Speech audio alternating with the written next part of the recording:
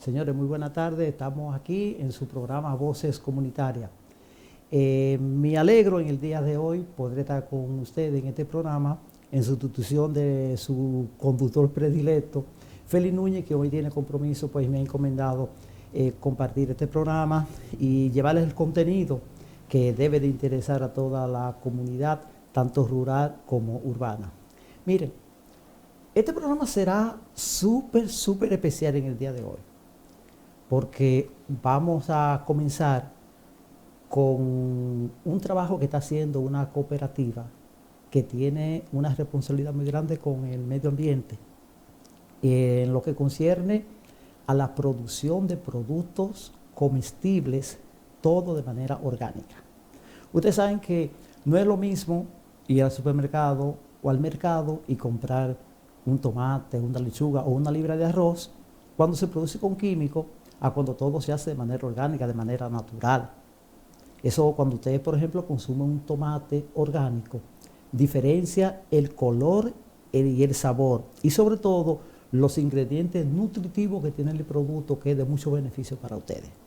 Entonces, vamos a ver una entrevista que tuvo uno de los compañeros de trabajo de nosotros, Juan Luis Pimentel, que estuvo conversando con el presidente de esa cooperativa. Dando la oportunidad hoy a lo que es un encuentro que hemos tenido o tenemos aquí en lo que es la comunidad de Blanco. Hoy con nosotros para Espadavisión tenemos una entrevista, vamos a decir algo exclusivo, de lo que es el nombre Coplavert. Tenemos la persona indicada que va a decirle a ustedes qué significa y qué están haciendo como institución o federación, o sea, una cooperativa.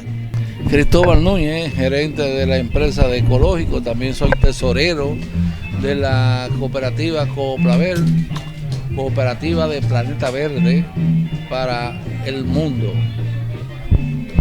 Cristóbal, ¿cómo nace la cooperativa? Además de eso, ¿qué ventaja tienen los productos que ustedes, esos insumos, están distribuyendo comparándolo con lo anterior, o sea, con lo demás? Mira, Coplavert nace de la necesidad de las orientaciones, de la formación, de la educación para los productores de insumos orgánicos. Y ya que no hay un programa de desarrollo educativo de parte del Estado, y nosotros nos hemos preocupado para que incursionen emprendedores en lo que es la producción de insumos orgánicos como compost, bocachi, violes, lisiviado, plaguicida, fungicida orgánico, como también fertilizante orgánico de violes. Ese es nuestro interés, para que también los productores tengan la posibilidad de hacer buenos negocios con productos orgánicos, aunque no estén certificados para la exportación, pero sí para que el pueblo dominicano coma sano. ¿Piensa usted, Cristóbal, que realmente lo que son esos productos hasta el momento han tenido ustedes una buena acogida en el mercado, especialmente con los agricultores? Porque tenemos entendido, o algunas informaciones, junto con nuestro productor, Agustín Cruz Paulino, de que produce menos daño tóxico, pero la producción aumenta más, aunque sea un poco o largo tiempo. Explíquenos brevemente eso. Bueno, como tú sabrás, nosotros tenemos técnicos de la categoría de Andrés Peralta Gómez, que son personas certificadas para aprobar productos, insumos como los nuestros. Tenemos Milton Martínez, un colaborador en lo que son los ensayos, para demostrar lo que se está demostrando: producir más con menos inversión, pero con calidad y para la salud del medio ambiente. Hemos demostrado que se invierte un 20% menos, pero producimos un 20% más. Eso es mucho que decir. Por ejemplo, mira, en el arroz tenemos en el factor de Nagua, lo voy a decir específicamente, en el factor de Nagua tenemos a nuestro técnico, el ingeniero Tom, que está en esa cooperativa, y hemos demostrado producir más con menos inversión y la calidad del grano excelente. Bueno, no no se usó ningún tipo de agrotóxico en el cultivo de arroz. Imagínense usted. Eso es mucho que decir, porque lo que nos enseñaron fue a que lo convencional produce más y que lo orgánico produce menos, y que producen menos y que salen muy costosos, pero eso no es verdad. Nosotros estamos demostrando lo contrario, producir más invirtiendo menos, pero con más salud. Ustedes vieron la importancia de la producción con productos orgánicos y los beneficios que tienen los productores, donde hay ingenieros y productores que dicen que con productos de esa naturaleza pueden obtener hasta el 100% de lo que era la cosecha anteriormente y a un costo pues mucho más barato. Miren, ustedes supieron que la Federación de Campesinos hacia el Progreso, aquí en la ciudad de Bonao, en lo que es la Loma de Blanco y todos esos sectores ahí, ha cumplido los 30 años y estamos celebrando esos 30 aniversarios. Y precisamente en ese evento, el presidente de lo que es el departamento, si se quiere es así, para que lo entiendan mejor, de todo lo que tiene que ver con el turismo, el agroturismo aquí en Bonao, entonces estuvo en la federación y esto fue lo que él dijo para todos ustedes. Muy buenas tardes a todos. Realmente dar gracias a Dios por este aniversario. Este grupo de hombres y mujeres, encabezado por Esteban, han dado ejemplo de que sí se puede. En esta montaña donde el hambre, la miseria ha sido combatida y tenemos un campo diferente, con niños ya alfabetizados, con luz donde no se pensaba que iba a haber energía eléctrica, y realmente exhortar a todos ustedes y a la juventud a que sean el empalme de la continuidad de este proyecto que Esteban junto a ese grupo de hombres y mujeres y campesinos han llevado hasta aquí. Un gran aplauso para todos.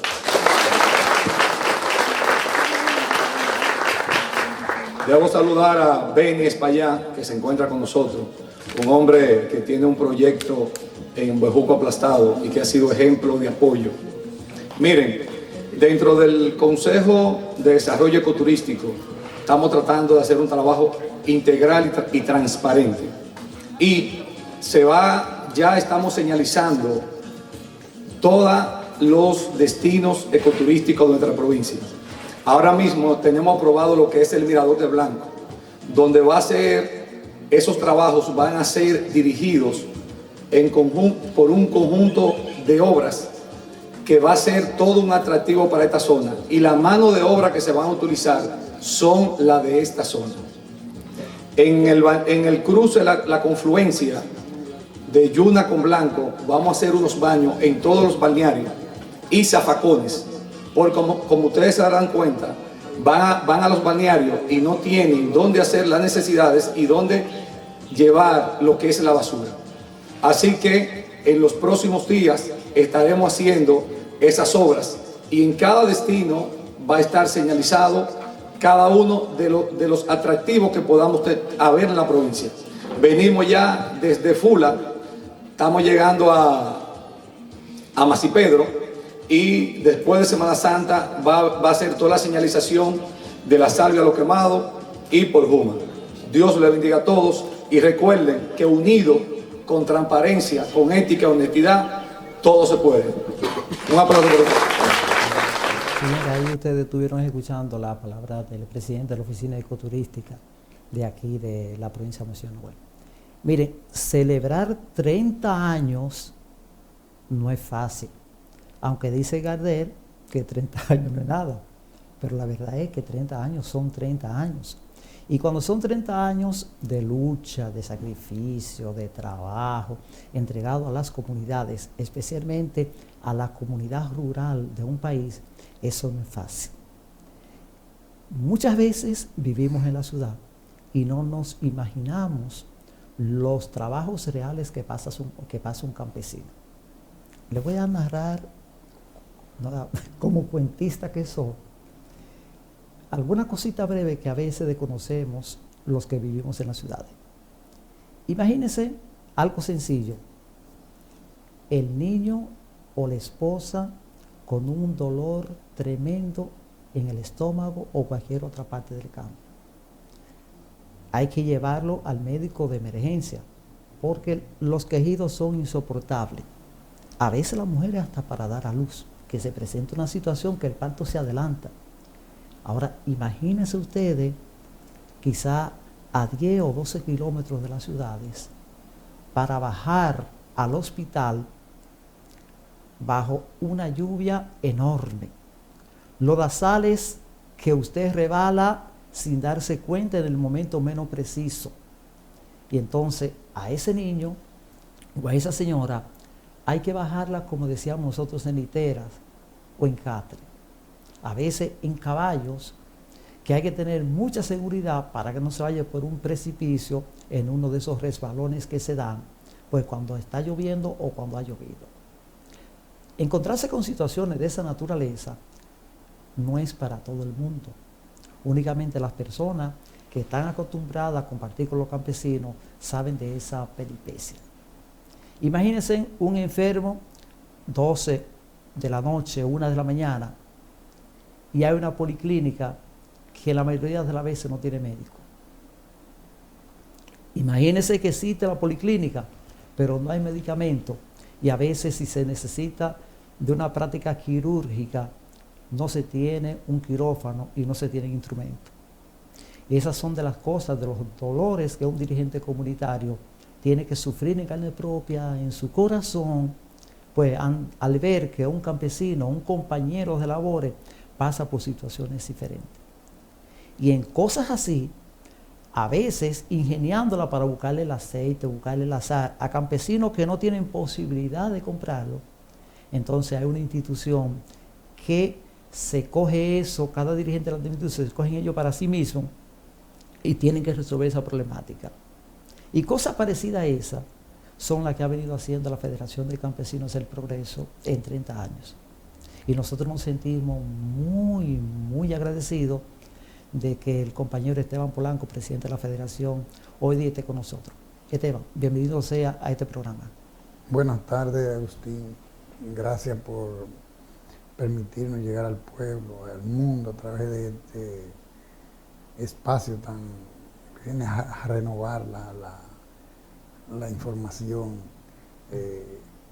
Yo sé que para nosotros va a ser un orgullo contar con un medio tan importante como este para llegar a nuestra gente y dar a conocer al mundo lo que hacemos. Así mismo como tú lo expresas, es difícil. Antes de ayer, estuvimos en nuestro local haciendo un acto de conmemoración del 30 aniversario, 30 Esteban, años. pero antes que tú entres ahí, yo tengo un motivo muy especial para sentirme doblemente alegre que tú estés compartiendo con nosotros ese escenario. ¿Qué tiempo hace que tú y yo nos conocemos? Mucho. más o menos. Tenemos más de 40 años. O bien. Casi 50 años. Sí. Fue adolescente en la Reforma, estudiábamos cuando nos conocimos, imagínate. Sí, pero mira, sí, en todo ese trajinar de la lucha. Y hemos estado en muchas batallas juntos. Sí, pero mira, en todo ese trajinar de la lucha, yo tengo algo que agradecerte, que nunca lo había hecho, y hoy tengo que hacerlo. Tengo que recordarte cuando tú y yo vivíamos juntos en el kilómetro 12 de la carretera Sánchez, en la ciudad de Santo Domingo, frente a lo que el asilo de ancianos. Señores, resulta así que Esteban Polanco fue muy abusador conmigo. Abusaste mucho de mí. ¿Por qué? ¿Por qué? Sí, porque cuando vivíamos tú y yo compartiendo una habitación. Increíble. Ahí llegó tu hermana Barbina, una enfermera muy elegante, muy bonita, muy joven. Sí. Y a Esteban Polanco un día se le ocurre decirme: Agustín, me voy para Estados Unidos y te dejo aquí con mi hermana. Apenas la cama de Barbina y la mía nos dividía una sábana. Y yo me comprometí, y gracias a Dios así lo hice. Sobreviviste. A cuidar a tu hermanita más que si fuese una hermana mía o mi mamá. Y esa confianza que tú depositaste en mí, créete que eso nunca se me ha olvidado. Por eso te lo recuerdo hoy, porque son cosas que muchas veces lo he puesto de ejemplo, que la amistad, la honradez, no lo rompe un instinto sexual ni cualquier cosa. Te juro de corazón que en esos momentos, aunque tu hermana me hubiese incitado, no la tocaba de corazón. Porque la confianza, la amistad es una cosa y el individuo no puede dejarse llevar por como digo, ciertos gustos, digámosles así, cosas así. Tú sabes que yo siempre he dicho que la franqueza, la transparencia, eso que tú dices, la honradez, te enseña a creer en los demás. Y yo he sido una persona que creo en las otras personas. Hasta que, como decía Juan Bosch decía, el que me engaña una vez, sinvergüenza es. Si me engaña dos, entonces yo soy el sinvergüenza. O sea, hasta que la persona no me demuestra lo contrario, yo creo. Porque yo entiendo que en mí se puede creer. Entonces, si yo entiendo que en mí se puede creer, entonces yo debo de creer en las personas hasta que no me demuestre lo contrario. Y tú has sido uno de los amigos más sinceros que yo he tenido durante toda mi vida. Gracias. Entonces, ¿por qué no creer en Agustín? Sí, no, y tú sabes una cosa, que precisamente porque nosotros hemos vivido una lucha comunitaria, una vida cultural, una vida agregada o entregada a los sectores más marginados de la comunidad. Por eso creemos tanto en la gente y por eso tanto nos engañan. Nos engañan, pero hay que seguir. Hay que seguir. Y cualquier proceso que se quiera desatar, que se quiera desarrollar en la República Dominicana, hay que hacerlo con dominicanos y dominicanas. No podemos traer chinos o gringos o japoneses, tiene que ser con dominicanos y dominicanas, sí, con nuestros defectos. Claro, y por eso, Esteban, por esa confianza, por esa entrega que uno tiene, al tú estar rodeado de tanta gente valiosa, tanta gente buena, hoy día podemos decir que tenemos la federación fuerte, organizada, con muchos triunfos, y esos 30 años pues significan mucho para la federación. Yo conozco parte de la lucha porque cuando teníamos aquellos momentos difíciles tuve la oportunidad pues de acompañar a ti y a otros compañeros en la lucha. Pero ¿cuál tú entiendes o cuáles son los mayores logros que en estos 30 años ha cultivado la Federación de Campesinos hacia el Progreso? Bueno, yo pienso que el respeto de la sociedad en sentido general, porque tú ganarte el respeto de la gente, tú ganarte la consideración de la gente y sobre todo que te tomen en cuenta hasta tus adversarios para hacer determinadas cosas, porque lo que hemos hecho está ahí. O sea, la federación, cuando la federación nace, que decimos que fue el 5 de abril del 92, pero de verdad nosotros comenzamos a trabajar la constitución de esta organización en el año 87, cuando se retomó el proyecto hidroeléctrico Río Blanco, que tú sabes que lo inició don Antonio Guzmán, lo interrumpieron en los 4 años de Jorge Blanco y entonces se retomó después con el gobierno, un año después del gobierno de Balaguer, que asumió el poder en el 86. En el año 1987 se retomó ese proyecto y entonces paralelamente nosotros ahí aprovechamos esa coyuntura de conflictos y situaciones muy difíciles que se crearon para entonces impulsar la creación de organizaciones en algunos parajes que no existían y sobre todo en la parte núcleo del proyecto, el rodeo, los silencios, la ceiba, el Cruce, Boca de Blanco, Cienaguita, esas comunidades que están en la zona adyacente donde se construía la presa. Tuvimos que fajarnos a trabajar duro para crear un caparazón capaz de defendernos de esa situación. Entonces, en lo que estábamos trabajando con esas asociaciones, no nos podíamos concentrar en crear la federación. La federación tenía que ser producto de organizaciones comunitarias sólidas que no teníamos entonces. Ese fue un paso preliminar que tuvimos que hacer, que nos costó 5 años de trabajo realmente. Sí, Esteban, porque la gente cree que la existencia de la federación es algo de que se reúne un grupo de campesinos y dicen vamos y decretan una organización. No, fue una lucha grande y mucha gente que oyen hablar novedades que tenemos, la presa de Arroyón, la presa de Arroyito, las otras presas que hay Sí, en la sí, zona. sí. La gente cree como que eso fue algo fácil de conseguir que se hiciera en esa forma, pero no se imaginan la gran lucha en la Sí. defensa del medio ambiente que jugaron los campesinos y la Sí, federación. Sí, sí, sí. Entonces, en la primera etapa del proceso de conformación de la federación, que tuvo que ver, como decía, el fortalecimiento de los grupos locales que existían, que no tenían muy claros horizontes, no tenían muy claros los objetivos para los cuales ellos operaban. Se reunían y que tenemos que estar organizados y cosas, pero sin un norte claro. Eso había que trabajarlo. Y lo trabajamos, y el día 5 de abril, cuando entendíamos que ya estas asociaciones estaban en condiciones de afrontar cualquier situación, entonces hicimos una asamblea constitutiva de la federación. Y entonces vino inmediatamente el decreto del desalojo, el 199-92, que tú recuerdas que fue la espada de Democles, que nos la pusieron arriba, junto con los campesinos de la cuenca alta de Río Nizao, que también se estaba construyendo la presa de Jigüey Aguacate. Entonces, para supuestamente aprovechar la conservación o el mismo decreto, sacar a los campesinos para proteger esas cuencas, porque se estaba hablando del aprovechamiento de Nizao y el aprovechamiento de Blanco, que está en el Alto Yuna. Entonces, matar dos palomas de un tiro que hicieron con ese decreto, y ahí entonces nosotros tuvimos que afrontarnos. Y posteriormente, 2 meses después, se anuncia el permiso de exploración minera que ocurrió en el mes de julio. Sí, pero antes de ir, discúlpame que te interrumpa, tenemos que decirle a los amigos que nos están viendo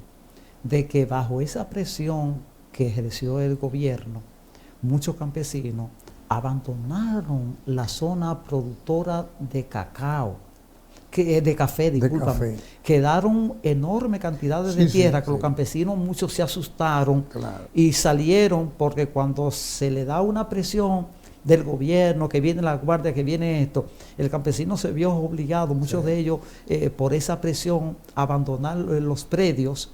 Y entonces eso, más que convertirse en un beneficio para, digamos así, para el proyecto hidroeléctrico, se convirtió en una calamidad penosa para la familia campesina, que no se le adecuó, no se le orientó y no se le decía que debían de permanecer en el ambiente cuidando la naturaleza, porque el campesino lo que hace es eso, cuidar la naturaleza. Entonces tenemos que aclararle eso. Sí, sí. Que no fue tan fácil. David arrasó con la zona. Nosotros éramos 3.000 familias en la comunidad. Yo soy de Colorado, nací y criado en Colorado. Una de las comunidades más lejanas. Veces ya en la fuiste muchísimas veces allá y compartiste con nosotros muchísimo en Colorado. Sí. Cuando pasa el huracán David, de las 3.000 familias que vivíamos en esa montaña, 1.800 emigraron automáticamente en menos de un año, arrastrados por la situación. La mayoría de las casitas, los ranchos, como nosotros decimos los campesinos, que era prácticamente donde vivíamos la mayoría de los campesinos, fueron arrasadas por los arroyos y ríos de la zona. Yo recuerdo que Arroyo Colorado, en la Pringamosa, se llevó 39 viviendas. O sea, ahí no quedó prácticamente una vivienda de pie. Se fueron, la gente amaneció en los montes.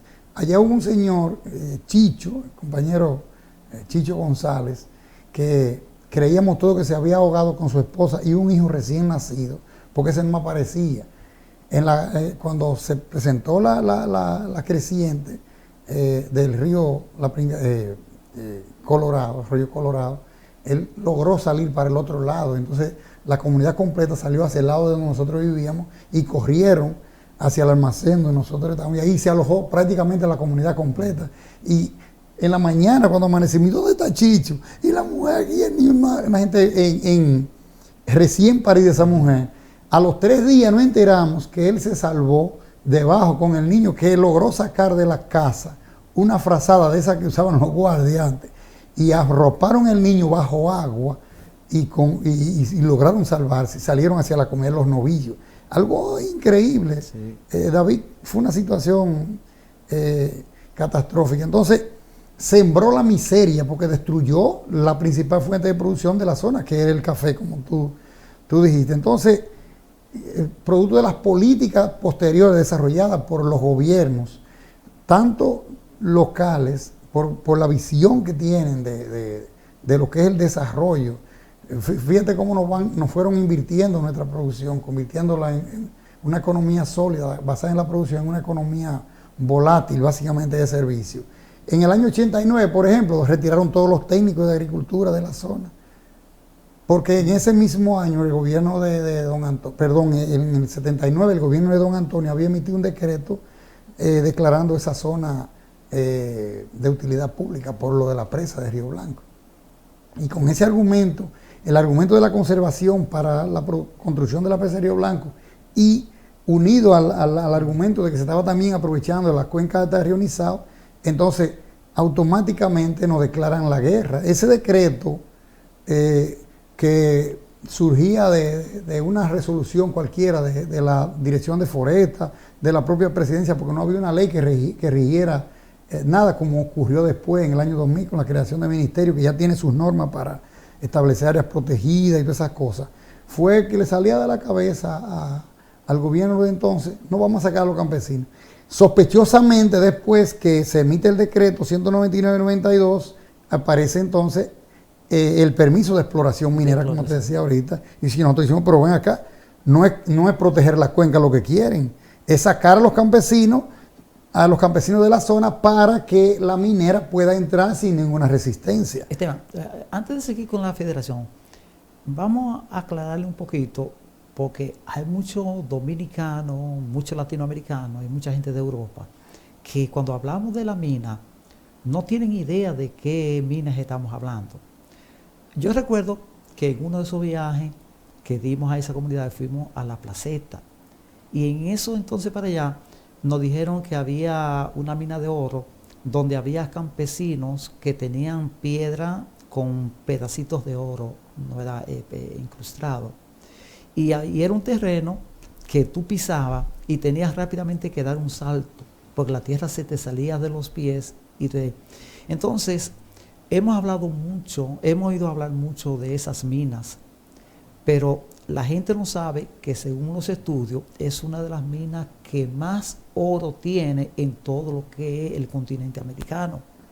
Entonces, no estamos hablando de una cosita. Entonces, la explotación de esa mina conllevaría a la sepultura prácticamente de la mayor cantidad de agua que el país tiene para agricultura y para el consumo humano. Claro que sí. Déjame decirte que esa zona, ellos comenzaron explorando en el Higo. El Higo está entre el medio de Blanco y Colorado, esa loma que se forma ahí. Está la Baraja, por donde pasa Arroyo Caña, que es un río, nosotros dicen arroyo, pero es un río. Y después está Tireo, que los constructores de la presa de Río Blanco, para distinguirlo de Tireo de Constanza, le pusieron Tireíto, donde está la presa, que ahora le gusta muchísimo a la gente ir a los saltos de Toro Flaco y al salto del Candongo, que le han puesto el berro, pero los campesinos dicen que no, que ese es el salto del Candongo, porque siempre le llamaron el salto del Candongo. Es decir, comenzaron a explorar en esa zona y después fueron a dar a la sabana de Blanco, donde tú hablas de esos arroyos que en los años 40 y 50 las señoras por ahí lavaban oro ahí, en Rancho Viejo. Era donde estaba la principal zona de exploración de ellos, hicieron las mayores perforaciones. Explícale a la gente que tú acabas de decir un término, lavaban oro, explícalo eso.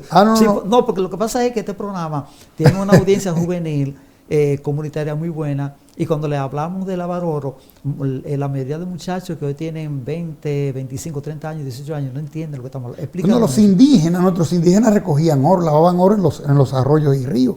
Ellos iban con una batea que fabricaban en aquellos años, por ahora hacen unas bateítas plásticas y cosas, pero lavar oro significa entrar una batea en la arena arrastrada por el arroyo, los sedimentos, y entonces lo van moviendo con agua y van botando el sedimento hasta que, como el oro es un metal de los más pesados, entonces va bajando al fondo de la batea y ahí queda. Porque se hablaba tanto de lavar oro, y digo, no, pues yo voy a lavar oro también. Y no hace tanto que yo fui a Rancho Viejo y me puse a bregar con una bateita y con una señora que tenía muchísima experiencia en el tema, una señora de Santiago que es la madre de una pareja amiga que viene, de unos amigos que vienen aquí al proyecto de nosotros, y ella nos dice, pero yo hacía eso, yo lavaba oro, y pues vamos, y entonces sí, efectivamente, el oro se va abajo, y ahí es un brillo increíble que tiene. Dice, a veces parecen peritas, que cualquier pedacito de oro cuesta una cantidad de dinero, pero yo lo he visto sí molido, se queda brilloso abajo. Entonces eso es lo que es lavar oro, entrar la batea, agarrar un poco de sedimento y comenzar a moverlo echándole agua del mismo arroyo, y al final se queda el oro limpio. Eso lo hacían ahí en Rancho Viejo. Sí, yo recuerdo, Esteban, que cuando pasó precisamente el ciclón David, ocurrió una experiencia muy bonita. Hoy, en un viaje que hicimos hacia Colorado, estaba el profesor Pedro Méndez, que en estos momentos está dirigiendo la Escuela de Bellas Artes de aquí, de la ciudad de Bonaparte. Muy amigo nuestro. Y fue Frank, el hermano mío, y otros ingenieros, Daniel Moresta también, y fuimos un grupo para allá. Y una de las cosas que nos llamó la inquietud, y pensábamos que íbamos a ser ricos, es que cuando llegamos por ahí, por el cruce del Río Blanco y Yuna, por ahí vimos como mucha pajita de arroz. Sí, eso es la perita, eso le llaman perita. Sí.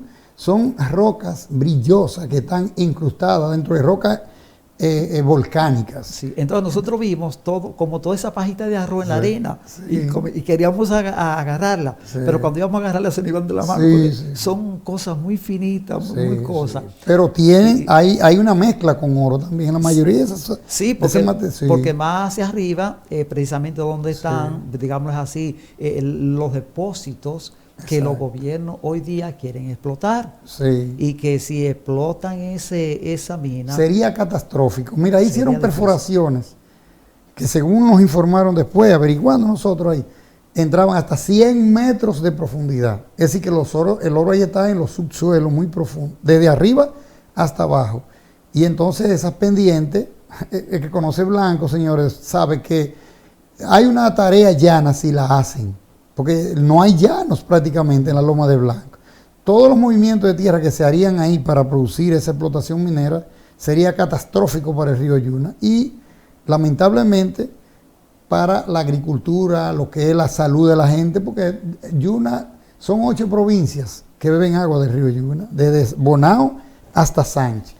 Esteban, permítame hacerle un aclarando en asuntos ecológicos y mineros, para que la gente entienda un término que tú acabaste de decir, que por la rapidez que lo hiciste, sé que muchas personas no pudieron catarlo. Cuando Esteban dice que en la Loma de Blanco no hay un llano, es que todo el terreno es loma totalmente, inclinaciones. Inclinado totalmente. Y que si intentaran, destruir esa montaña para llegar a donde está el oro abajo, habría una cantidad de tierra tan grande, óigame bien, tan grande, que prácticamente lo que es la ciudad de Bonao, todas las casas pudieran ser arropadas con la tierra. Oye, así de sencillo. Le explico de nuevo. Y no es exagerando. Si esas montañas que están ahí, la comienzan a sacarle la superficie de arriba hasta llegar a donde está el oro, la gran cantidad de tierra que se va a obtener puede servir para tapar la ciudad de Bonao completa, que y no faltaría donde tirar más tierra. Y que no hay lugar en la loma donde echar todos esos sedimentos que van sacando. Yo te voy a poner un ejemplo. Es una zona tan accidentada, el relieve es tan accidentado, que cuando estaban concluyendo el proyecto hidroeléctrico Pinalito, un proyecto que nosotros criticamos desde que lo anunciaron, porque sabíamos que ese proyecto no iba a ser eficiente como lo es Blanco, por el tema de agua, porque el proyecto Pinalito, su principal caudal es del río Tireo, y Tireo es un desierto allá arriba en el nacimiento, en el Paragua. Ahí no hay agua. En época de estiaje de Tireo se seca totalmente. Entonces, en el periodo de conclusión de la obra, ellos tenían que llevar una línea eléctrica desde Casa de Máquina, que está ahí en la confluencia de Blanco y Tireo, hasta la presa de Pinalito, que está en la confluencia de Tireo y el arroyo Pinalito. Entonces, estaban planteando hacer una carretera, o sea, hacer un camino para hacer la línea, y uno de los argumentos que utilizaron era que por ahí se podía hacer una desviación para que la gente que viaja por Casavito para Constanza pudiera hacerlo por aquí, porque era más cerca. Primero, no es verdad que sea más cerca. Segundo, tenían que hacer una carretera comercial. Y tercero, iban a cortar el Parque Valle Nuevo en dos otra vez. Entonces nosotros dijimos, imposible.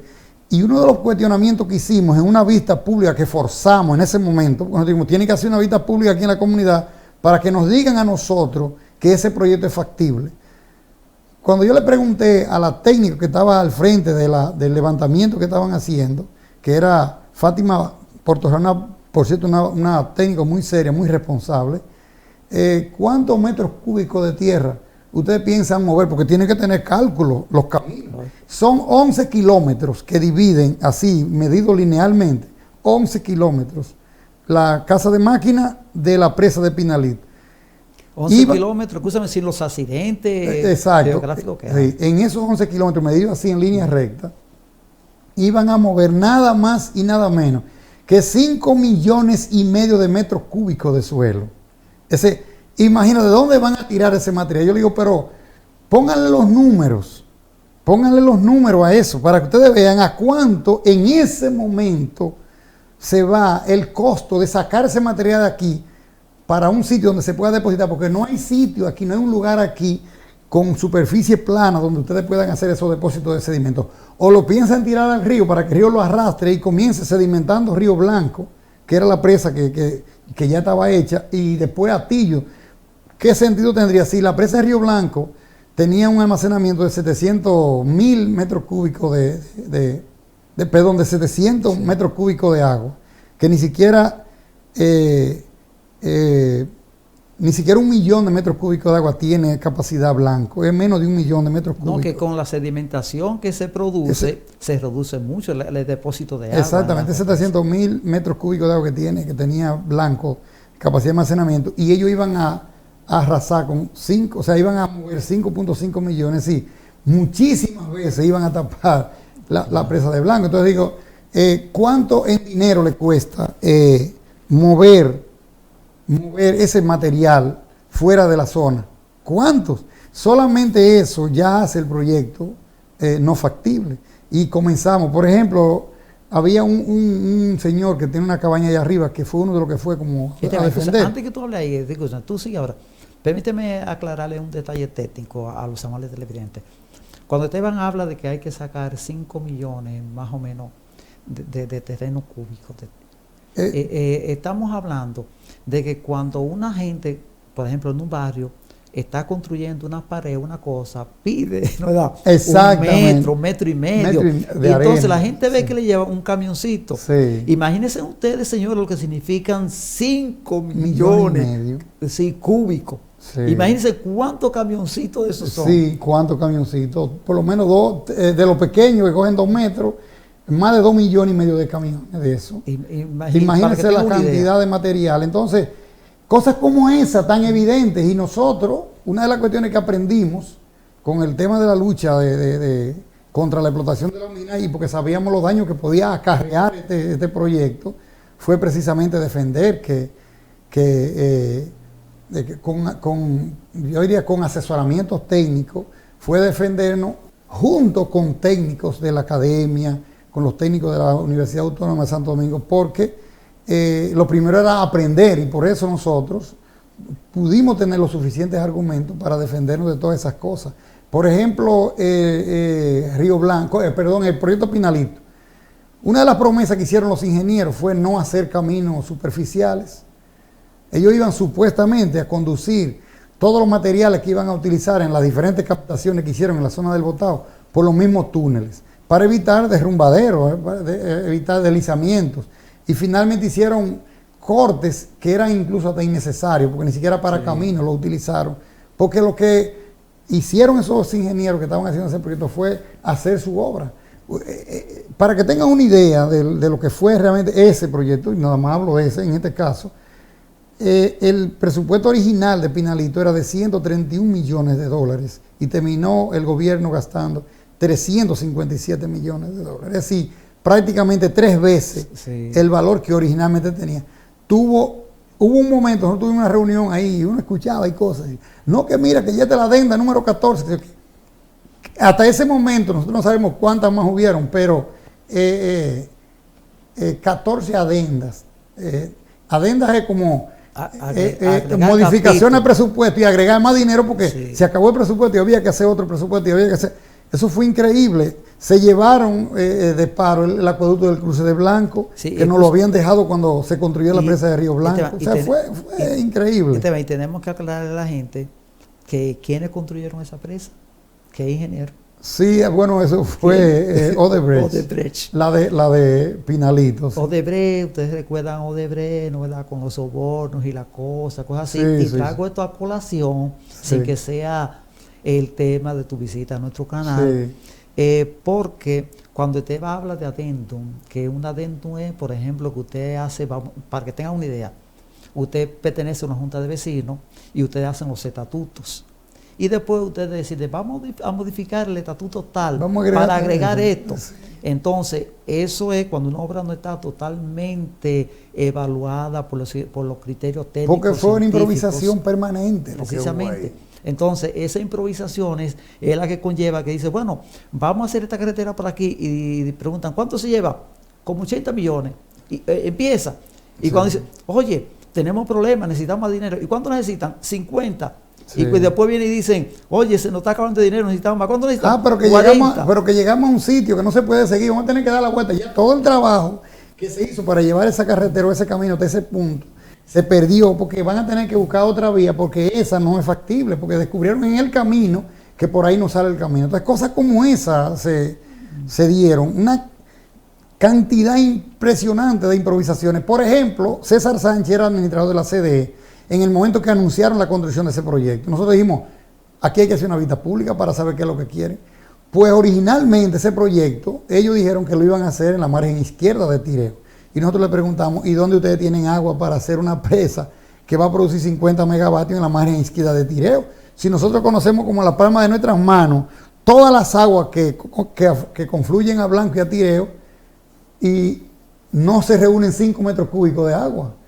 Y entonces para producir 50 megavatios se necesita mucha agua y mucha altura.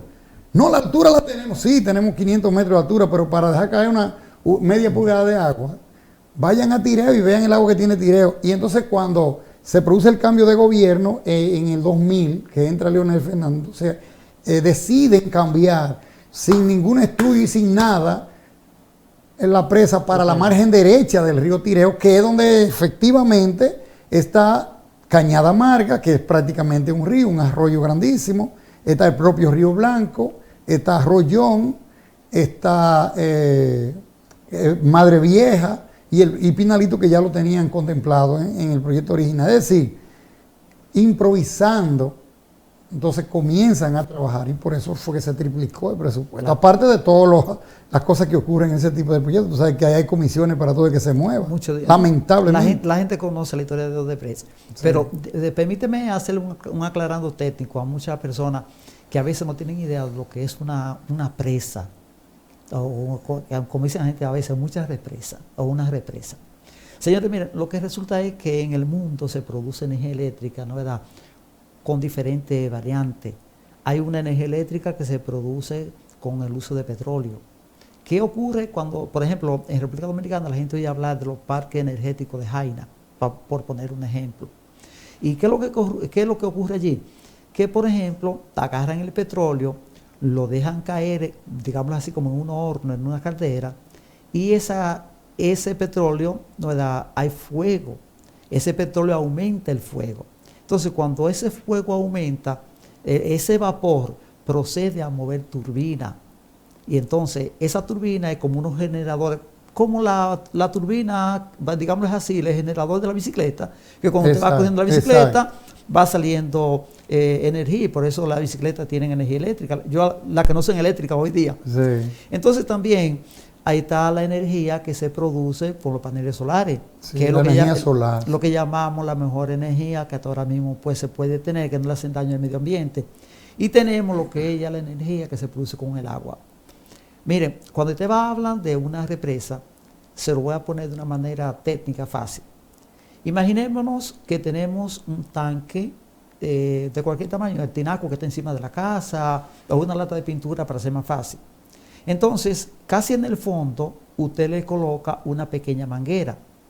Ustedes se darán cuenta que si está lleno, va a salir un chorrito. Pero entre más agua hay, más potencia tendrá y más fuerza ese chorrito que sale. Entonces, las represas que se utilizan para producir energía eléctrica es eso.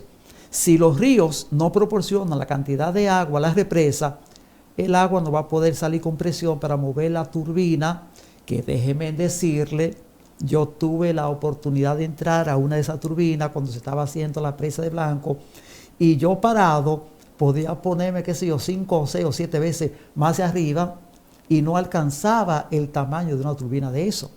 Son cosas enormes. Entonces, para mover eso, se necesita, como Esteban está diciendo, mucha agua. Sí. Porque si no hay agua, el agua baja por presión. Y cuando baja por presión, entonces va moviendo las diferentes, podríamos decir polea, algo así. Sí. O las hélices. Hay una, le dicen APA, una turbina compuesta de APA que es la que el agua golpea y entonces transfiere esa energía mecánica al generador para que de ahí pase a ser energía eléctrica. Cuando tú le hablas de APA, la gente se lleva la idea de una vez al barco, que es la misma cosa. Pero estábamos en lo corriente. Entonces, Esteban, estuvimos viendo la celebración del aniversario, el acto de aniversario, fabuloso, buena representación. Las invitaciones a ustedes pues le llegaron por funda, por saco. Sí. Toda la gente muy contenta con ese aniversario de la federación. Y siempre con la federación no se conforma con tener un proyecto hasta terminarlo, sino que antes que el proyecto finalice ya hay muchos en carpeta. ¿Cuáles proyectos tenemos ahora en carpeta en la federación? Bueno, en el acto, la palabra que me tocó decir allá, yo anuncié que 5 días antes de ese acto habíamos hecho el lanzamiento de un proyecto, se llama Comunidad Sostenible, porque el gran sueño de la federación es lograr que las familias campesinas del Alto Yuna no se arrepientan de vivir ahí, puedan tener la dignidad que debe tener un ser humano, debe tener calidad de servicio, calidad de vida y debe de tener económicamente lo necesario para vivir bien. Entonces estamos trabajando con esa dirección. Ese proyecto lo va a financiar la Fundación Popular, obviamente con fondos del Banco Popular. Es un proyecto a 3 años. Nosotros hemos definido una serie de componentes de ese proyecto. Uno es el fortalecimiento del proyecto ecoturístico con el que contamos hasta ahora, que tú sabes que está en operación hace más de 15 años.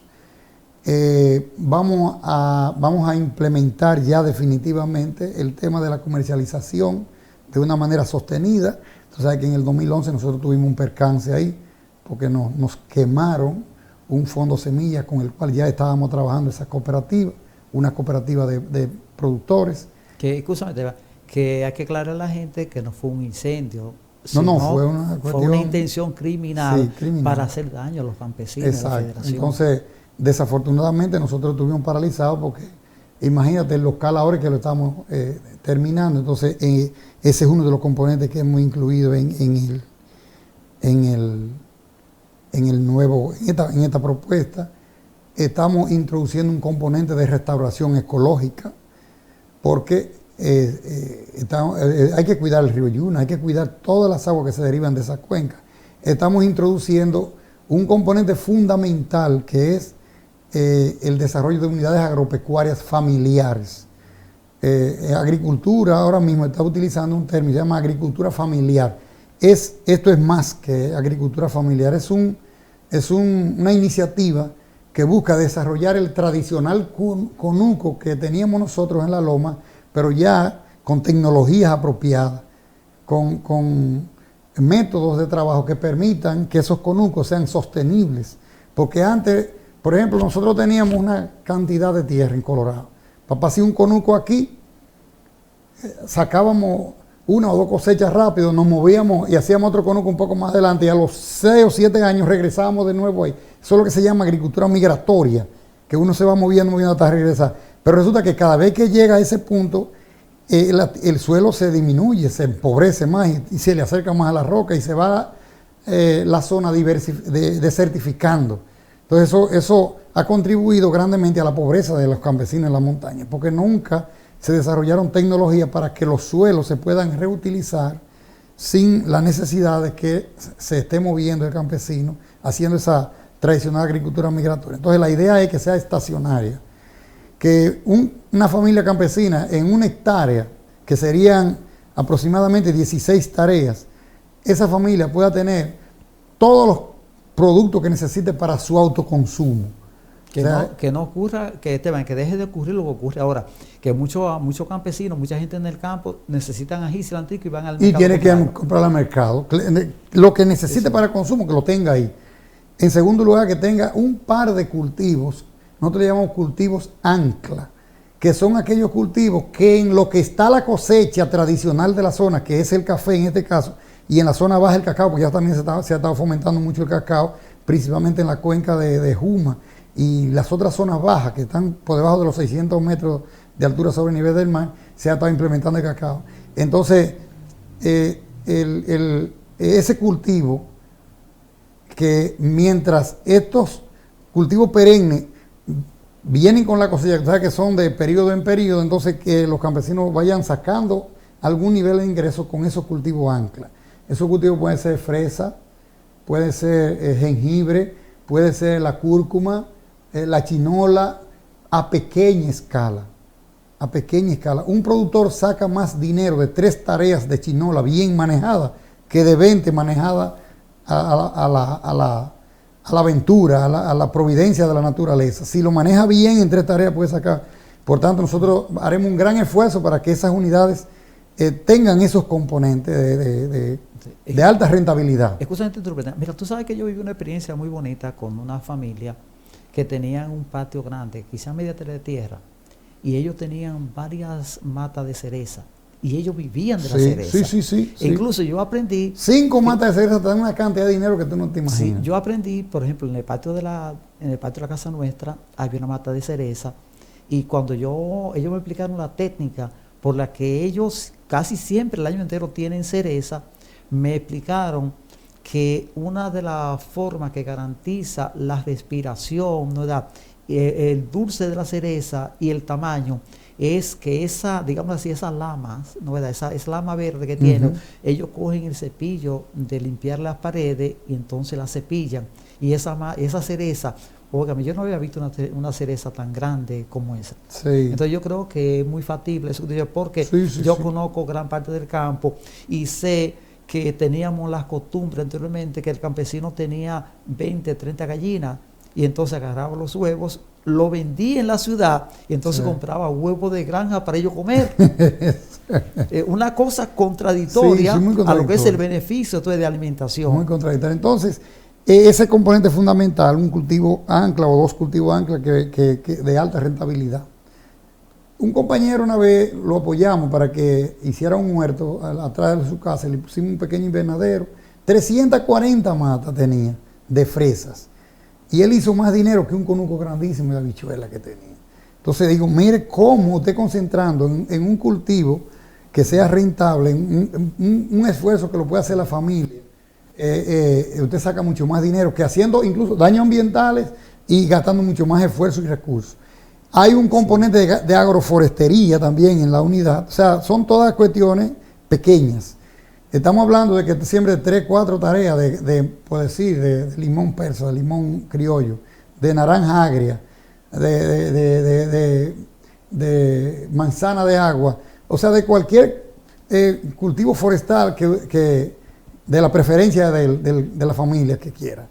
Un componente forestal es importantísimo también. Nosotros le llamamos la corona forestal. ¿Por qué el componente forestal es importante? Porque va a tener la vara, va a tener el área que conserva, porque lo va a tener la corona, la parte más alta, que va a almacenar el agua que necesita la parcela para su humedad. Es decir, eso es fundamental y nosotros eso no lo negociamos. esa área puede estar diversificada con café y cacao también. Claro. Los guineos, que son ahora mismo una de las fuentes principales de ingresos. Entonces, esas unidades van a tener prácticas de conservación hechas en canales de desvíos, camellones, canales de control de torrentes, terrazas. Es decir, es un modelo que, como si fuera en la parte totalmente llana, que las aguas, cuando hayan lluvias, no le arrastren los suelos para que sea sostenible el uso. Y precisamente a mí me llamó mucho la atención que yo vi que los campesinos últimamente están aprendiendo la técnica de las construcciones, digamos así, como de la, ¿cómo se llama? Se me fue el nombre, para tú cultivar las hortalizas. De barreras. Sí, porque tú sabes que barreras y terrazas. El campesino, sí, por ejemplo, vamos a decir, en las montañas, hace, por ejemplo, un cantero, pero lo hace con el nivel del agua, que cuando llueve, el agua se va yendo de la zona. Sí, sí, lo hacen generalmente a favor de la pendiente, y hay que hacerlo en contra de la pendiente, con curva de nivel, de manera que el agua cuando caiga se infiltre y conserve la humedad del suelo. Veo que hemos progresado mucho en eso, el campesino claro, está aprendiendo. Sí. Hemos tenido que trabajar duro. En Ocoa, por ejemplo, el padre Luis King y la Fundación y la Junta de Desarrollo de Ocoa trabajó inmensamente en eso. Creo que una de las zonas que más avanzado. Desafortunadamente todavía siguen los productores de papa haciendo estragos y los productores de hortalizas utilizando agroquímicos, que ese es otro tema que nosotros vamos a trabajar también en las unidades agropecuarias, porque vamos a introducir unidades pecuarias, fundamentalmente de pequeña tamaño, o sea, no animales de vaca, o sea, sería, yo digo, crianza menor estabulada. Puede ser de ovejos, puede ser de chivos, las gallinas, los conejos. Entonces, se establecerá un módulo de producción de abono orgánico a partir de los desechos de esos animales y a partir de los desechos de la parcela en sí. Entonces, entre la parcela y los animales se da un intercambio. La parcela le provee forraje, hojas, comida a los animales, y los animales le devuelven abono de ese estiércol procesado a la parcela. Es decir, va a ser un proceso, y es un proceso muy interesante, porque necesitamos tener familias produciendo sano en la loma y que no usen esos químicos. Ahora mismo un saco de abono químico vale 2,000 y pico de pesos. Es imposible para cualquier productor. Y el daño que le hace. Mira, tú sabes que a mí el costo y el daño ambiental. Sí, y tú sabes que a mí me llamó la atención que por aquí, por los lados aquí de más allá de los arroces, esa zona por ahí, se está produciendo un cacao orgánico. Sí. Bueno, nuestro país, afortunadamente, es creo que es el que más cacao orgánico exporta del mundo. Es un milagro. Sí. Igual que los guineos. Y recuérdate que me parece que el año pasado o hace 2 años hubo una empresa, me parece italiana, que ganó el premio a nivel mundial de la mejor tableta de chocolate. ¿Y a qué fue de aquí que lo llevaron el chocolate? Exactamente. Cuando le preguntaron al empresario que la procedencia del cacao, le dijo que era un cacao dominicano. Sí. Es decir, se le está dando mucha orgullosamente utilidad. dominicano. Claro, mira lo que tenemos aquí, por ejemplo, por los lados de Falcon Bridge, ¿verdad? Con su contaminación y con su cosa, que tenemos una plantación de tabaco que es súper buena, porque ese tabaco, el que se produce aquí en Bonao, es utilizado para envolver, ¿no? Ya lo que es, digamos así, el tabaco del centro, porque la hoja nuestra es la que le da ese aroma tan especial que uno tiene. de los mejores cigarros del mundo. Es increíble. Publicidad gratis. Entonces, estamos en ese proyecto y para nosotros ha sido muy importante porque la Fundación Popular nos ha apoyado, por ejemplo, en la construcción de la escuela de la Ensenada, de aquí, de Rincón de Yuboa, de la cuenca alta del río Yuboa, la construcción de algunas microhidroeléctricas que hemos construido, como la del Chorro y la misma de la Ensenada. Es decir, nos había apoyado en algunas iniciativas, pero siempre asociadas a otras instituciones. En este caso, es el primer proyecto que va a ejecutar la Fundación Popular con financiamiento de ellos directamente. Y justamente a nosotros, la federación, que le va a hacer ese financiamiento. Ahí nosotros tenemos una organización amiga, socia de trabajo de muchos años, con un compromiso ambiental extraordinario, dirigida por una compañera doctora en medio ambiente, en cambio climático, Miquela Iso, que ella dirige la Fundación Guaquí Ambiente. Estamos asociados a las 3 instituciones para desarrollar esa iniciativa en la cuenca del río Yuna. Ese es un sueño que se está convirtiendo en realidad. Otro proyecto que nosotros vamos a ejecutar, y este va a revolucionar el mundo.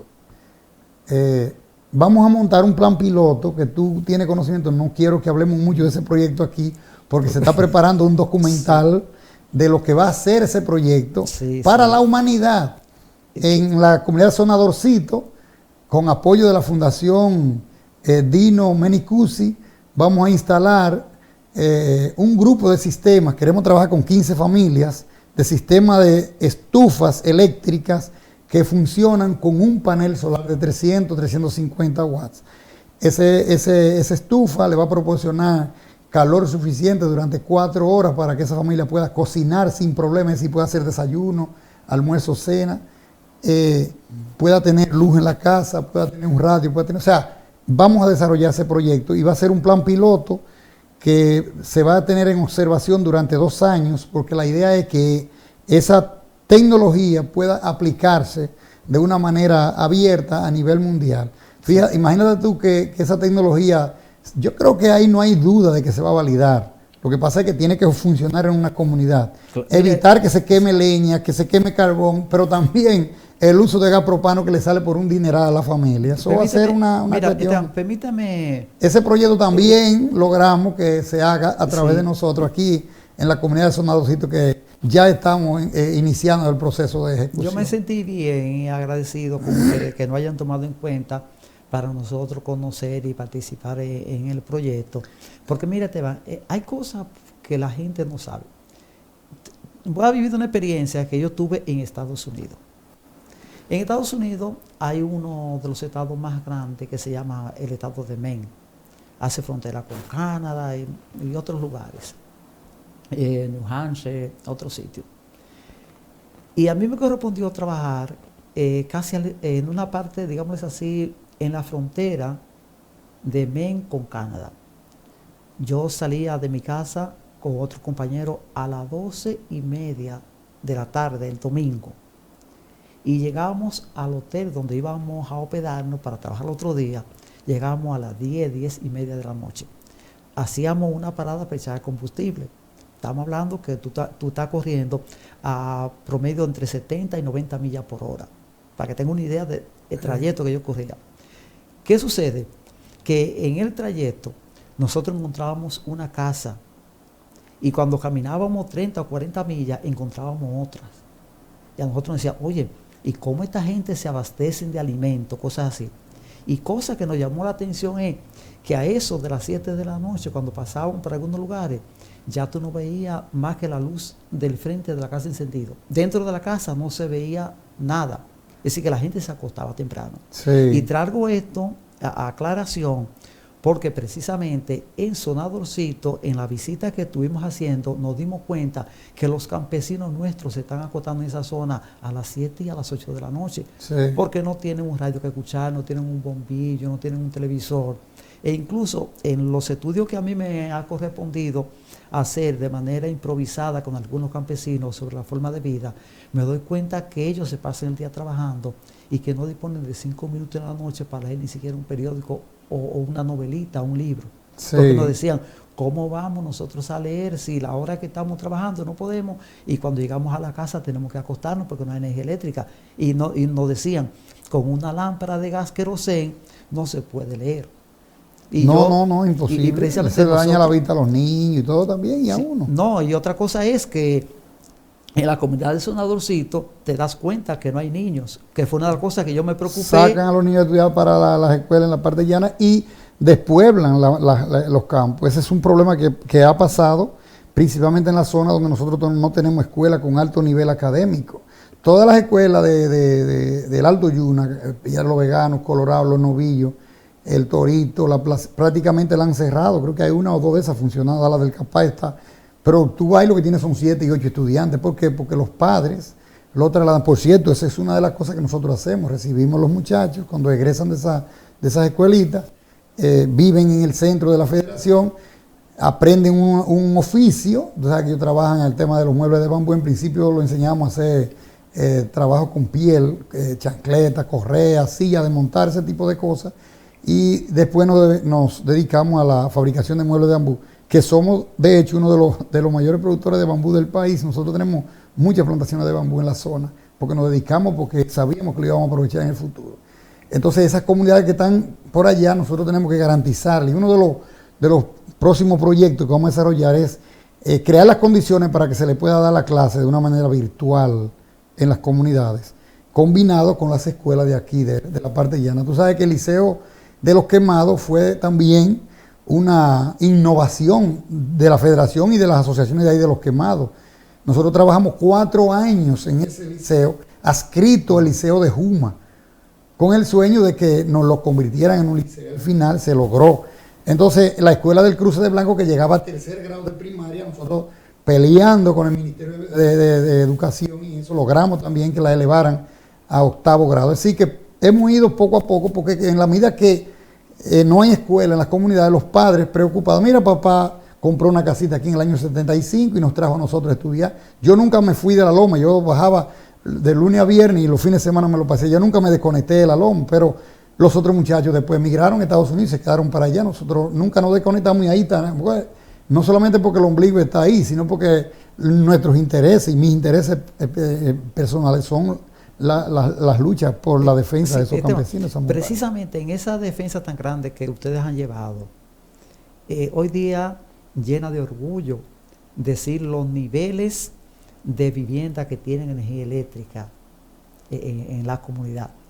El 95% de las casas de esa montaña tienen energía eléctrica, toda energía renovable. Cuando no logramos, porque eso fue una guerra que nosotros tuvimos con Río Blanco y después con Pinalito, para que le dejaran energía a las comunidades aledañas, a los proyectos. Fue la primera hidroeléctrica en la República Dominicana que le dejó energía a las comunidades aledañas. Aquí nada más le dejaban los muertos y los sacrificios a las comunidades y las pérdidas. Por ejemplo, en la presa de Atillo, habla con Ricardo Arias, que él era de ahí, de esa zona. Hay productores todavía que nunca le pagaron el dinero de sus tierras, y fue inaugurada en el 86. Nosotros aquí no permitimos que se fuera la obra, que se fueran los constructores de la obra, nunca sin pagarle el mínimo centavo a todo el mundo. Y al final que dejaran energía eléctrica. Tú sabes que ahí en Los Quemados, nosotros en el año 96 tuvimos que sentarnos 17 días. Recuérdate, frente a la gallera de Los Quemados. Muy bien, recuerdo la historia, un ejemplo de una protesta comunitaria de la gente haciéndole frente a las autoridades y a la gente que estaban construyendo el consorcio, no quitándole gasolina, no quemando goma frente a las casas para dañar, no decretando huelga, que también es una metodología distinta de llamar a la protesta a la gente para que defienda sus derechos. Que aquí nosotros, una huelga tal día, lo oímos por los medios de comunicación, y que Bonao y que San Francisco de Macorís que tienen huelga, pero ¿quiénes son los que están? A veces uno ni siquiera sabe quiénes son. Nosotros hicimos protesta de frente a la gente y eso lo desarrollamos y nos dio excelentes resultados, porque al final nosotros ganamos la batalla. Esteban, ¿a partir de qué año es que los campesinos comienzan a tener luz en masificación en toda esa zona? Porque anteriormente eran lámparas y a veces cuando se podía la fabricación de una vela. A partir del año 96. A partir del año 96. Del año 96, sí. Fue que la zona fue electrificada. Sí, entonces después nosotros comenzamos a trabajar microcentrales. Hicimos la del Pierlo Vegano, hicimos la del Capá, pero cuando te hablo de Pierlo Vegano, con esa tiene Los Novillos también energía eléctrica. Y queremos llevarla a la comunidad del Pino, que ahí viven unas 6 o 7 familias que lo que tienen es paneles solares. Queremos ponerle también, porque con la microhidroeléctrica ellos pueden tener una neverita, pueden tener una lavadora, pueden tener cualquier equipo electrodoméstico y resolver una televisión. Claro. Entonces con el panel solar tienen muchas limitaciones. En Colorado, por ejemplo, no hemos construido una microhidroeléctrica porque no se han creado las condiciones todavía. Esa comunidad se ha despoblado y se ha vuelto a poblar. Ha sido muy intermitente, porque es una de las comunidades que está más difícil. Sí, Tú conoces difícil. Los Colorado. Precisamente Exacto. es difícil por los caminos Sí, que tenemos. pero hay un par de casas que ya están después de de la tierrita blanca, como nosotros le decíamos, que tú llegas a la lomita aquella, que ya se ve la comunidad. Ahí hay 2 o 3 casas que ya tienen energía eléctrica de la microhidroeléctrica del Capá. Y todas las comunidades que están en el medio del Capá y Colorado tienen energía eléctrica de ese proyecto. En el caso de la Ensenada, que fue un proyecto que nos costó muchísimo sacrificio, ese proyecto salió por más de 15 millones de pesos. Y ahí tuvimos que tocar puertas que tú no te imaginas. Pero al final logramos que se hiciera esa hidroeléctrica. Pero que hay una inquietud que a mí, como te digo, me llena como de cosas por dentro, no sé cómo decirte. Por ejemplo, 15 millones de pesos para darle energía eléctrica a una comunidad. Cuando se han despilfarrado promedio de 2.000 millones de pesos en el Consejo para el Desarrollo de la Provincia de Monseñor Noel, que quienes lo han despilfarrado aquí lo conocemos todos y tienen nombre y no apellido. dieron un peso, no dieron un peso. Yo fui donde el tesorero de esa comisión, cuando estábamos construyendo la de Piedra de los Veganos, y la primera pregunta que me hice, ¿cuántos votantes hay en esa comunidad? Yo ni siquiera le respondí nada y me fui. Mira, y es un bonaero, es un bonaense de aquí. Esteban, mira, eso da pena realmente, Esteban, tú sabes que le salgan con cosas así. Tú sabes que este canal, Espada Visión, aunque es una empresa comercial, pero tiene un compromiso. Un compromiso social. Sí, un compromiso social que es de corazón, que es las comunidades. Por eso este programa, la Voces Comunitarias, ahorita tendremos también el programa que trabaja la responsabilidad de los campesinos. Sí, vamos a tener un programa aquí. Hablan los campesinos. Hablan los campesinos. Sí. Tendremos otro programa, Voces de Mujeres, donde las mujeres van a expresar lo que son sus cosas. No únicamente se puede pensar asuntos de salud, no, los problemas que realmente tienen las mujeres, que son de todos los tipos, son de tipo político, son de tipo económico, son de tipo sociales, educacionales, sí, de todo. Ese programa será para las mujeres. Y así entonces también los trabajadores de la cultura también tendrán su programa de 6 a 7 de la noche en Espada Visión. Entonces, una de las cosas que a mí me preocupa, tanto como periodista, que he estado ligado, yo creo, desde antes de nacer, con los movimientos comunitarios y los movimientos literarios, después que ya comencé a educarnos un poquito, es que veo que las empresas de Bonao como que han sido poco participativas en lo que es la inversión en los proyectos de la federación. Yo te pregunto, ¿cuál ha sido la participación de Falcon Bridge Dominicana en la Federación de Campesinos de Progreso? Bueno, nosotros tenemos mucho cuidado con las empresas mineras, porque tú sabes que las empresas mineras te invierten 1,000 pesos en un bien que tú necesites para la comunidad y te gastan 20,000 en propaganda. Entonces, nosotros hemos tenido mucho conflicto con Falcon Bridge.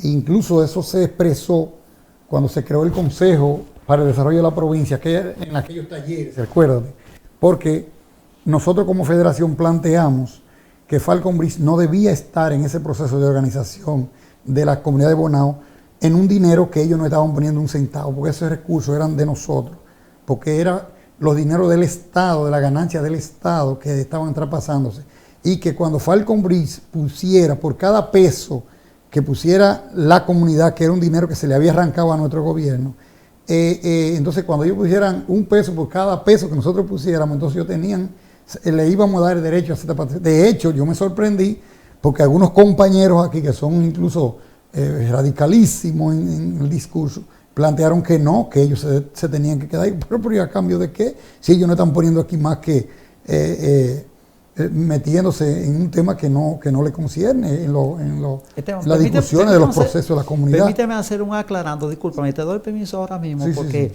sí. Tú sabes que este programa se ve internacionalmente y muchas personas no pueden entender lo que tú estás explicando, que la gente de aquí sí lo sabemos muy bien, te entendemos. Sí. Pero lo que resulta, señores, es que la empresa Falcon Bridge Dominicana es una empresa canadiense que explota ferroníquel en Bonao. Era canadiense, ahora es griega, creo. Yo no sé. Ahora de Capital allá, nosotros realmente no sabemos de quiénes son, porque ahora Sí. no, con tantos Lo que nosotros inversionistas, sabemos es que se llevan nuestra riqueza y nos dejan muy pocas cosas. como dicen los nosotros. guaraguaos, Eso sí lo no sabemos. dejamos, oye. Sí. Lo que pasa es que las empresas son canadienses, son griegas, pero la cantidad de accionistas que tienen, tú no sabes cuál es el mayor y en qué parte está. Pero la realidad, señores, es lo siguiente, que cuando Falcon Bridge Dominicana comenzó a operar en Bonao ya hace muchos años, en la década del 70, comenzaron en el 60 prácticamente por ahí, y después ya en todas las operaciones están en el 70. El gobierno dominicano tenía muchas acciones en Falcon Bridge.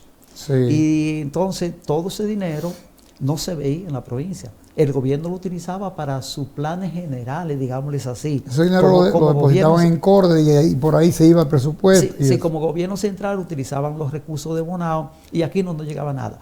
Entonces fue lucha grande que se hicieron. No, la marcha del 89, donde murió Giovanni Páez, donde Papi, el hijo de Maro, que vivía ahí en la 16, que ese muchacho nadie se ha recordado de él, y quedó minusválido de un tiro que le dieron en la cabeza. Y mataron otro en la 16. A Giovanni Páez No, a Giovanni Páez no. Mataron otro también en la Gastón Fernández de Lima. Exacto.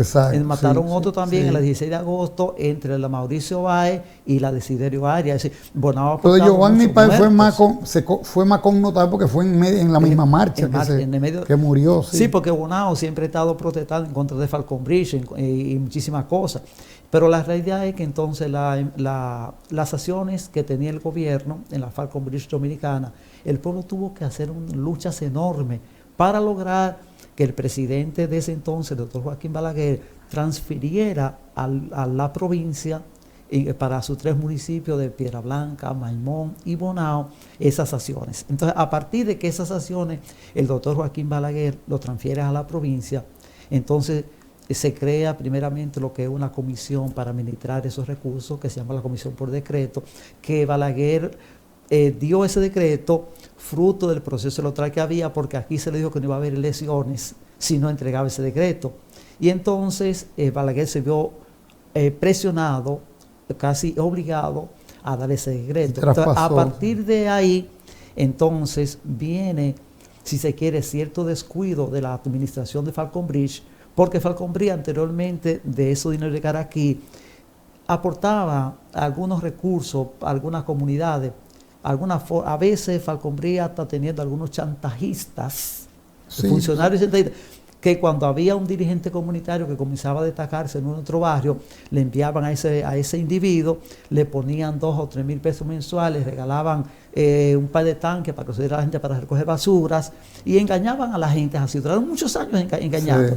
Entonces resulta ser que después que el dinero comienza en la provincia, ahora Falcon Bridge se desliga de las inversiones comunitarias pensando que ya ese dinero que es de nosotros. Bajo el argumento, porque no es ellos saben que exactamente. Pero que ese dinero que es de nosotros como pueblo, como que ya ellos no tienen compromiso social ante daños ecológicos que están haciendo. Pero que ese no es un aporte de ellos, como eso son los beneficios de las acciones de nosotros, del Estado Dominicano, que se traspasan al pueblo de Bonao. Precisamente. O sea, la empresa no está dando nada. Mira, Falcon Bridge ha tenido administraciones tan desgraciadas, yo no sé ahora, ni sé cómo se llama el presidente, ni cómo se llama el secretario, nada.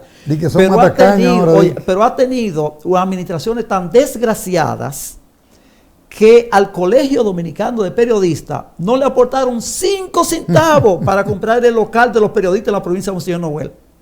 5 centavos. Y fue mejor así. Pero no, lo conseguimos con orgullo. Exactamente. En una ocasión, yo era secretario general del Colegio Dominicano de Periodistas, y escúcheme, señor, que me vaya a asunto personal, pero es parte de la historia que tenemos que conocerla, porque estamos hablando de los dineros del pueblo y de una empresa, oiga, que ha ocasionado daños ecológicos enormes. Cuando se mira la montaña. Oye, pero nada más hay que ver, como decimos nosotros, que ya no tenemos mariposas encima de la mata de mango.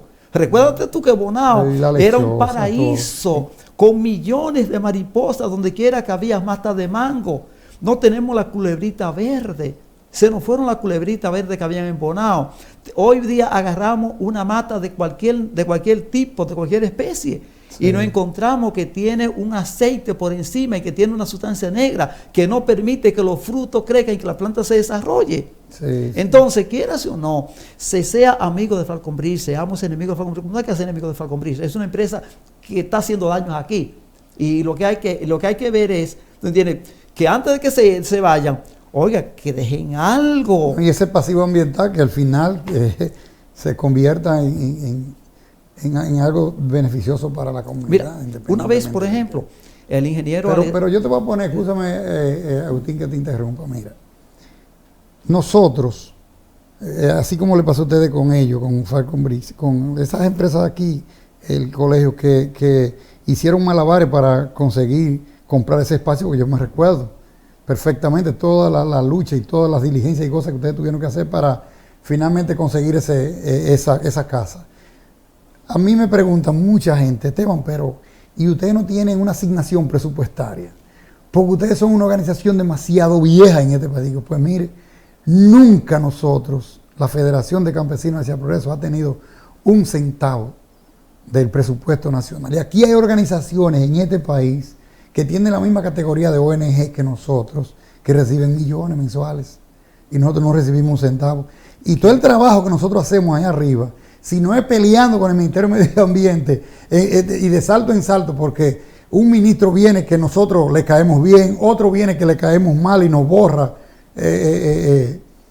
ya usted sabe del panorama, y vivimos una situación de incertidumbre, pero la decisión de que debemos seguir trabajando el tema, por ejemplo, de la reforestación, que lo hemos mantenido ininterrumpido del año 94 hasta estos días, lo hemos hecho en la mayoría del tiempo sin el apoyo del Estado. Pero Esteban, y eso es una cosa increíble. Mira, y es que nos creen como indios todavía. Cuando estaba chico, siendo síndico ahí en Los Quemados, delegado municipal de Los Quemados, la Barri se aparece un día. A nosotros nos convocaron para un supuesto cabildo abierto que había. Tú sabes que el cabildo abierto es una sesión para participar la comunidad en la decisión de los proyectos que se van a ejecutar en un determinado presupuesto.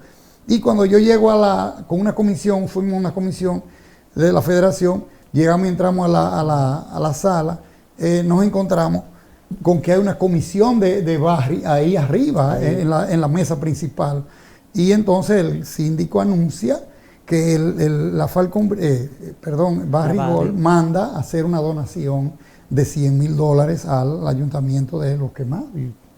Que para eso es que nos han convocado, pero a mí me convocaron, pero a nosotros nos convocaron para una cosa. Esto es hablarle mentira a la gente y nos sentimos muy mal. Pero lo peor fue que cuando el ingeniero que le tocó hablar de los $100,000 dijo que eso lo habían decidido porque ya le habían asignado un dinero al ayuntamiento de allá de Piedra Blanca, otro al de Maimón y otro aquí a Sonador, ahí finalmente a Bejucal, a Bejucal, y que eso lo consideraron porque ya para no dejarlo fuera, pero que entre la zona de nosotros y Barry Gold no hay ningún vínculo. No. Entonces yo me paro y comienzo a protestar por el tema de que a nosotros nos han convocado para un cabildo abierto donde nosotros vamos a plantear las obras que deben hacerse con el presupuesto siguiente, y para lo que nos han dicho en ese momento es para otras cosas, que es para recibir ese dinero. Primero, nosotros no estamos de acuerdo que ese dinero se reciba así. ¿Por qué? ¿Y bajo qué condición Barry viene a entregarle al síndico de aquí un dinero? Es para pagar parte de los daños que han hecho al río y parte del servicio ambiental que deben de pagar por el uso del volumen de agua que utilizan sistemáticamente de Río Yuna. Vayan a las presas de Cola y vean la cantidad de agua que esa gente utilizan de la cuenca de Río Yuna. Pero además, queda claro que ustedes creen que están frente a indios. Y es que usted no conoce que por aquí pasa. Mírelo ahí, nosotros estábamos en un sitio que el río se veía. Digo, mire, ¿qué es lo que usted cree que pasa por ahí? Es el río Yuna. Pero la presa de Atillo, donde ustedes sacan el agua para todas sus utilidades allá es del río Yuna. Entonces, ¿cómo ustedes le vienen a decir a la comunidad de Los Quemados y a las zonas de Blanco que ustedes no tienen ningún vínculo con esta zona? ustedes están obligados a devolverle a esta zona parte de los beneficios que sacan de esa empresa. Y mire cómo vienen a burlarse de nosotros, a decir que no tienen ningún vínculo. Estas comunidades tienen más vínculos que cualquier otra comunidad con su empresa. Lo que pasa es que todavía ustedes creen que estamos en la época de la conquista de Colón. Mire, Esteban, yo creo que todas las empresas de Bonao, sin importar que se llame Zona Franca, sin importar que se llame Falcon Bridge o un establecimiento comercial. Hay algunas empresas que han dado respaldo, y yo pienso que hay muchas empresas que nos han dado respaldo moral, que es muy importante. Sí, pero yo creo entonces yo pienso que pueden dar más. El sector financiero es uno de los que menos ha aportado en Bonao, y eso sí, a mí me da mucha pena, porque el sector financiero, los bancos, son los que más ganan dinero.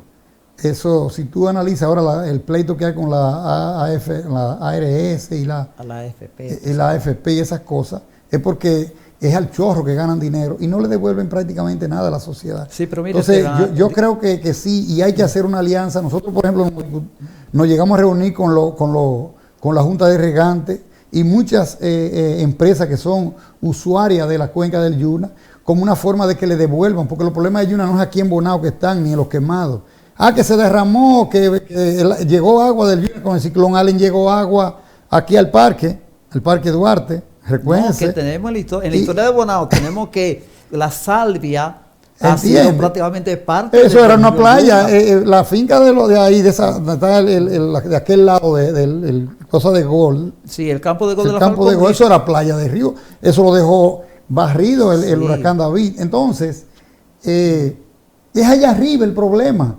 O sea, hay que invertir dinero para mejorarle la vida a las familias campesinas que viven allá arriba, para que aprovechen de una manera sostenida esa cuenca.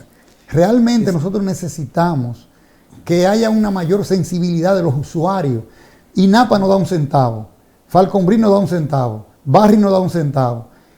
La CDE, en este caso EGI, no da dinero para sacándole todos los millones del mundo a estas cuencas y no le devuelven nada. Esteban, mira, vamos a comprometernos, tú y yo, porque desgraciadamente ya el tiempo llegó al final por el día de hoy. Pero yo quiero que nosotros hagamos un programa muy especial señalando establecimientos comerciales y empresas de Bonao que tienen que participar por daños ecológicos que hacen, otro por su compromiso, porque toda empresa, sin importar el sector a que pertenezca, hotelero, de farmacia, de comida, de lo que sea, tiene un compromiso con las comunidades. Todo el que gane dinero en un pueblo tiene un compromiso con las comunidades. Un colmadero le vende a los vecinos.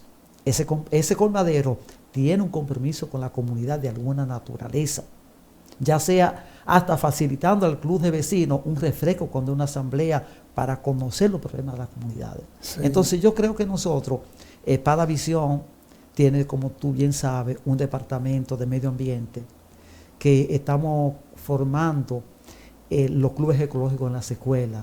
Estamos llegando a conversaciones para firmar algunos convenios con algunas instituciones.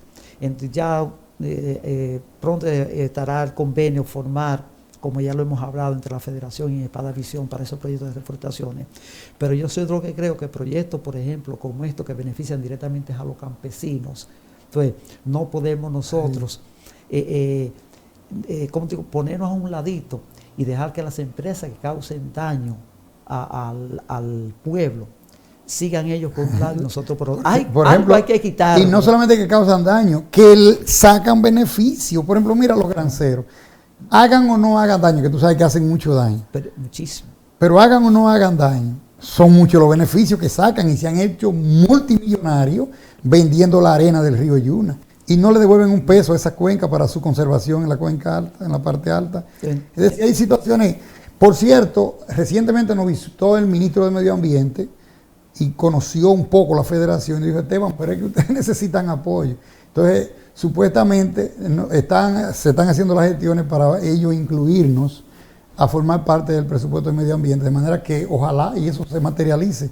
yo le vi muy buenas intenciones al presente, al actual ministro. De todas estas cosas, Esteban, nosotros desgraciadamente vamos a tener que utilizar otro programa Sí, para sí. profundizar. Y vamos a hablar de las asumir áreas compromisos. protegidas que tenemos allá arriba y cómo nosotros debemos comportarnos en los alrededores de esas áreas que son fundamentales para la vida de Bonao, señores, para la vida de Bonao. Yo siempre he dicho, la vida de Bonao depende, la sostenibilidad de Bonao depende del río Yuna. Sí. Nosotros nos opusimos como federación, pero de una manera contundente al proyecto Alto Yuna, a la presa del Alto Yuna. Ese es un tema que tenemos que hablarlo. Y aquí habían sectores que estaban favoreciendo abiertamente ese proyecto. Y nosotros decíamos, pero es porque no conocen las interioridades de ese proyecto. Sacarle 16 metros cúbicos al Yuna y mandarlo a Masipedro, al Jima, perdón, que era lo que querían mandar. Tenemos que recordarle a la gente, dejar a Bonao sin agua. Que tenemos que recordar la muerte, aquella palabrita, el túnel de la muerte. Del túnel de la muerte. Estuvimos que ahí. De hecho eso no era ni sombra del daño que le iba a causar el Alto Yuna, porque ellos estaban planteando dejar 2.5 metros cúbicos por ese cauce. Bonao depende de las aguas. No iba a haber plantaciones de arroz, no iba a haber agua para la gente tomar. Que Bonao es un aluvión del río Yuna, Bonao es un aluvión. Y el nivel freático de Bonao se iba a profundizar a niveles que cuando aquí hiciera una semana de sol no se podía vivir si hacían ese proyecto. Pero la gente no entendía eso. No, que ahí van a hacer una presa y que va a dejar beneficios. No, eso no es así. Hay que conocer las interioridades, hay que hacer un balance hídrico del Yuna, para darnos cuenta que tenemos que ponernos a trabajar allá sin mirar para otro lado para conservar ese río, porque esa es la vida del Cibao y la vida de Bonao especialmente. Esteban, hay tantas cosas que Dios tenemos que hablar que en el próximo programa vamos a ver hasta dónde podemos profundizar esos temas. Y yo te agradezco de corazón. Nosotros los campesinos de la Loma de Blanco te agradecemos y a Espadavisión por darnos esta oportunidad y nada, por permitirnos, como decir, desahogar, porque hay que... Vamos a usar, y de hecho ese programa que tú nos has dado la oportunidad de abrir aquí, que se llaman Hablan los Campesinos, vamos a orientar a la gente y vamos a informar a la gente de las cosas que estamos haciendo, de las que vamos a seguir haciéndolo adelante y de cuáles son nuestros sueños, porque ahí es que está el asunto. Tú sabes, Esteban, que los campesinos, ustedes en la federación, los comunitarios, los profesionales, son dueños de esta empresa. Muchísimas gracias, hermano. Y todos los programas que tenemos aquí, hasta mucho más. Muchísimas Te damos las gracias gracias por estar con nosotros, señores, y será hasta una próxima entrega de Voces Comunitarias.